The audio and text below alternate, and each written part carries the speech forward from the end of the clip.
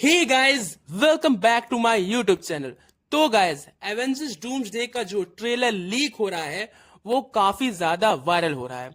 अभी तक हम लोगों ने सिर्फ स्पाइडर मैन का ही ट्रेलर लीक देखा था, लेकिन अब एवेंजर्स डूम्सडे का ट्रेलर भी लीक हो चुका है।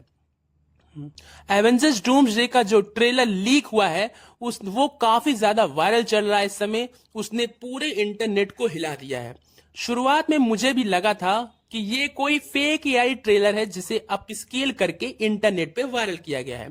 लेकिन मेरी सोच तब बदली जब मार्वल ने इस फुटेज को रोकने के लिए कॉपीराइट एक्शंस और टेक डाउन शुरू कर दिए। हाँ, इसका मतलब ये नहीं है कि पूरा ट्रेलर 100% ऑफिशियली कंफर्म हो गया है, लेकिन इतना जरूर लगता है कि मार्वल इस लीक को काफी सीरियसली ले रहा है। और चलो बात करते हैं उस मूवमेंट की जो मुझे ट्रेलर लीक में दिखाई दी है। सबसे पहली चीज जिसने मेरा अटेंशन खींच लिया है वो था classical Avengers team up shot. बिल्कुल पुरानी एवेंजर्स मूवी की तरह एक बार फिर से हीरोज को एक साथ खड़ा कर दिया गया है।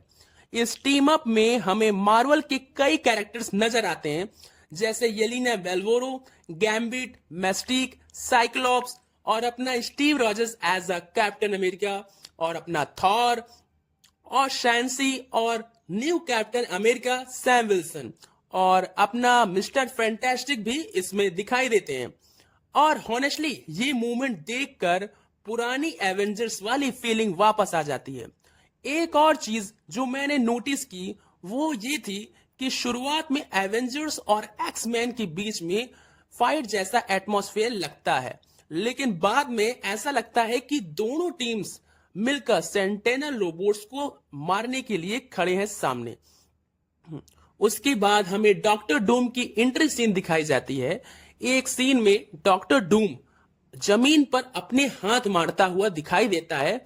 उसके बाद ग्रीन लाइट्स, एनर्जी वेव्स हमें देखने को नजर आती हैं। मुझे ऐसा लगता है कि डॉक्टर डूम सेंटिनल रोबोट्स को कंट्रोल कर रहा हो। ट्रेलर के एंड तक भी ऐसा ही इंप्रेशन मिलता है कि डूम अपनी पावर्स की मदद से सेंटिनल आर्मी को कमांड दे रहा हो। अब एक और डिटेल जो मुझे काफी इंटरेस्टिंग लगी, कैप्टन अमेरिका अपने हैमर म्योनीर के साथ दिखाई देता है जो उसने थॉर से लिया था, और उसके बाद जो अपना जो थॉर है वो स्टॉर्म ब्रेकर के साथ नजर आता है। लेकिन सबसे सरप्राइजिंग बात यह है कि कैप्टन अमेरिका एक नॉर्मल टी शर्ट और पैंट में दिखाई देता है। अब यहां मेरी थ्योरी ये है कि हो सकता है ये फाइट बिल्कुल अचानक शुरू हुई हो और एवेंजर्स को डॉक्टर डूम के प्लान के बारे में बिल्कुल भी अंदाजा ना हो। शायद इस वजह से कैप्टन अमेरिका बिना अपने सूट के साथ बैटलफील्ड में कूद गया हो, और ये भी पॉसिबल है कि मूवी के फाइनल एक्ट में उसको प्रॉपर सूट में दिखाया जाए जैसे वो अपने फाइनल बैटल में था एंड गेम में।